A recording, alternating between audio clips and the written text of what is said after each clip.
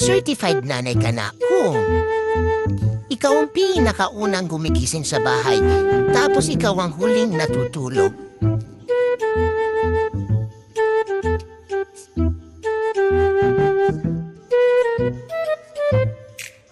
Yung dating mahinhin at tahimik ka, ngayon, pwede ka na maging dinosaur sa ingay.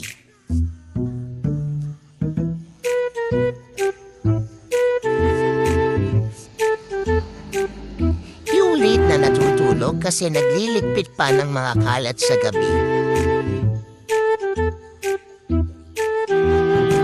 Paulit-ulit ka sa pag-remind sa mga anak at asawa mo ng mga bagay-bagay.